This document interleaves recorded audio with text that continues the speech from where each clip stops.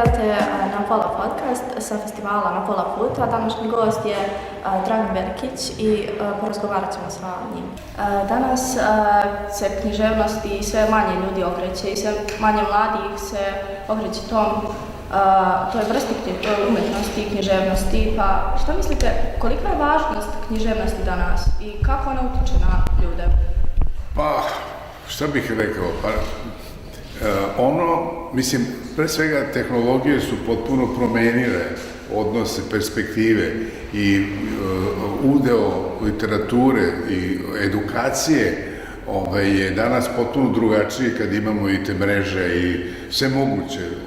Tako da jednostavno čitaju se, digestira se.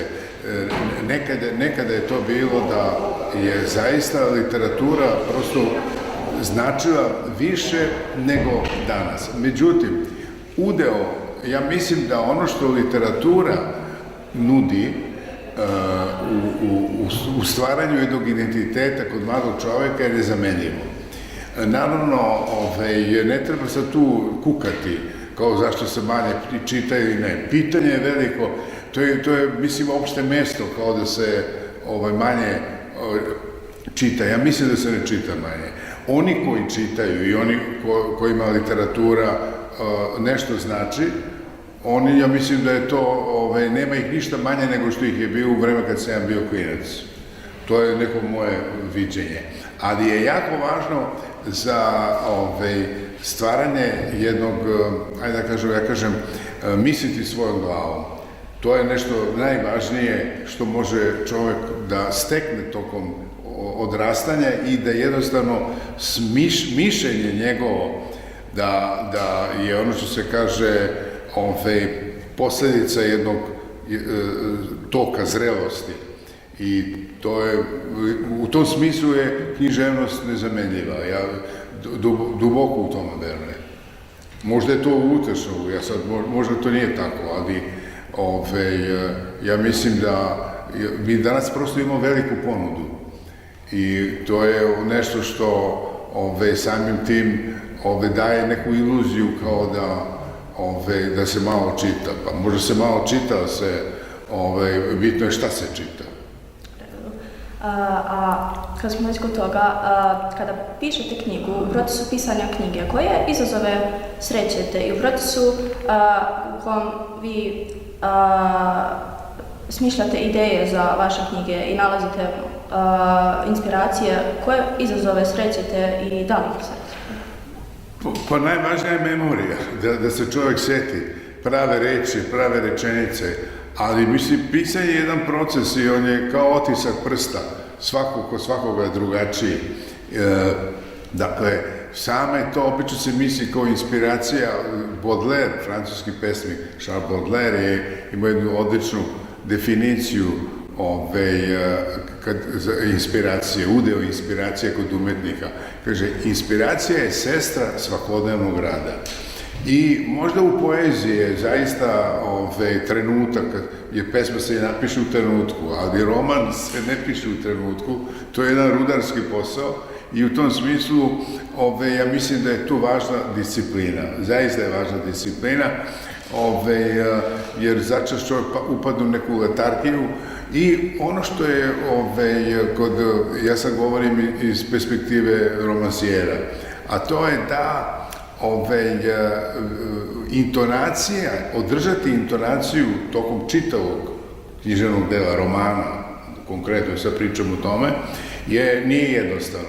To je onaj pad i zato moj neki, neću kažem recept, ali ja iščitavam ono napisano, užasno sporo pišem, ali veoma mi je važno da taj zvuk, ja sam dosta se bavio muzikom u mladosti, tako da mi je ta neka muzika, taj ritam, rečenice veoma, veoma važan. To se postiže, mislim, nema tu recepta, jednostavno to je, Danilo Kiš je govorio da je svaku svoju knjigu pročitao do 150 puta i to je tačno. Mislim, u toku pisanja, jer konkretno, nema tu sada da vi idućeg dana nastavljate tamo. Ja imam običaj da ako 2-3 dana kad sam u procesu, kad pišem, i ja onda, ako 2-3 dana nisam bio ono što se kaže za stolom, ja onda pročitam ono prethodno, to može biti 50 strana, i to je bio posao od jednog, ajde da kažemo, dana. Ja sam završio i tek idućeg dana počinjem da nastavljam. Moram da jednostavno da podignem tenziju, kako bih drugačije rekao, prosto da bi to je ono da bi, tu je bitna ta koncentracija, a koncentracija se postiže upravo nekim urednim radom. Da li mislite da nekako književnost i ono što sada se piše, da li mislite da utiče na ljude u smislu sadašnje političke situacije, da li ima nekakvog uticaja u ponašanjima? Pa ne, mislim da li ima uticaja. Ne, malo mi pojasnite to. Pa, mislim, znate sadašnju političku situaciju? Mislite... Da li ima uticaja na kako se ljudi ophode prema tome, kako to shvataju i kakva rješenja nalaze? Da li književnost ima nekakvog uticaja na to? Šta, na politiku? Da. Pa, da li je književnost, mislim, pre svega, ja mislim da edukacija i neko ko je, ono što se kaže, književno potkovan, neko kome književnost nešto znači, on prosto ima neko svoje mišljenje. Dakle, jako je važno da nismo žrtve manipulacije, to je da nismo tek tako, ono što se kaže, da se s nama ne može lako manipulisati. A to nijedno, neko ko ima, kako da kažem, ko je ne samo obrazovan, nego ko misli svojom glavom, on je u svakom slučaju, on nije plen manipulacije, jer u stvari manipuliše se. Šta rade političari? Dnevna politika, pa to je manipulacija. I u tom smislu veoma je važno da čovjek drži mentalnu higijenu.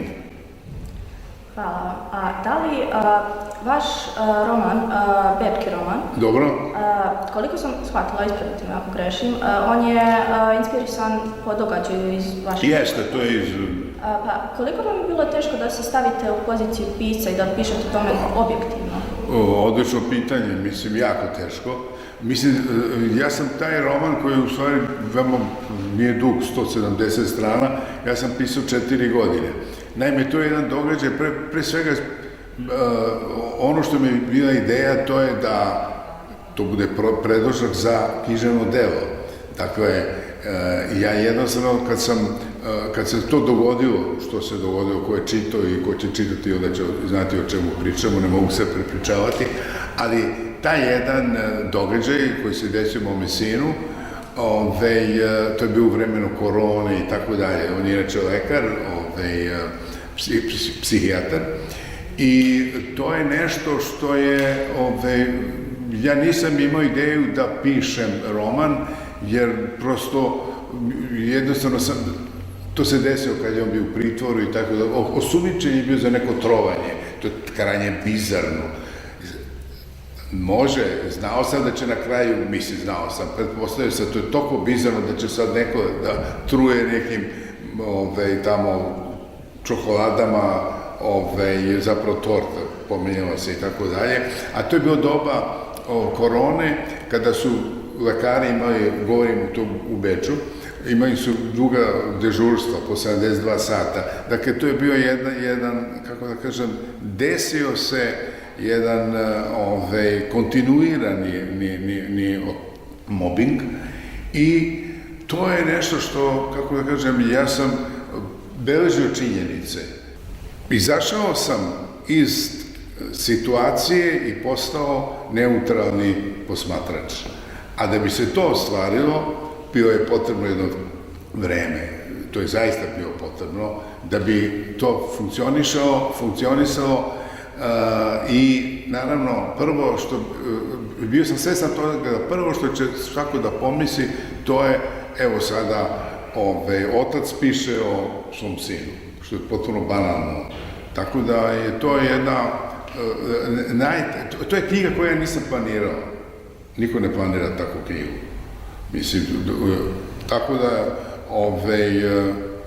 eto to, mislim, 4 godine sam pisao. A kad već pričamo o tome, da li mislite da čitaoci treba da znaju stvari koje su prethodile, na primjer, vašem romanu ili uopšteno, ili treba da shvate svako književno delo iz svog? Ne treba, apsolutno, da nikakvo predznanje i tako dalje. Mislim, ono što u literaturi je neoprostivo, to je dosada. I to je meni jedino merilo. Da li knjiga vuče, da li se tu nešto proizvodi, da li se pokreće. Dakle, to je jedino, i na kraju krajeva, to je jedino otpor vremenu. Meni je to apsolutno bilo jedino važno, da kad završim, da stojim iza toga, iza te priče. I mislim da, nije moje da ja to kažem, ali znam za reakcije da su bile fantastične i bit će najvjerovatniji film. Mislim, jedna hrvatska producentska kuća je uzela prava, tako da sad je to u njihovim rukama. Još jedno pitanje, vaša knjiga Via Pola. Gdje ste vi otišli, zaronili ste. Jako nagrađivan roman. Da li mislite da se vaš stil pisanja i da li ste se vi uopšte promenili u procesu pisanja ili nakon toga? Pa, jednostavno menjamo se, to je tako jasno. Menjamo se i tokom jednog prosječnog ljudskog veka, ja mislim da nekoliko nas prođe kroz tu futrolu u kojoj je naša duša.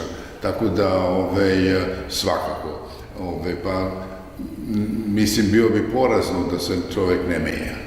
Mislim, znači, uticaj, menja ga sve što ga dodiruje, a ta neka tenzija i taj dodir je najintenzivniji putem umetnosti. Svejedno da se čovjek bavi slikarstvom, muzikom ili književnošću.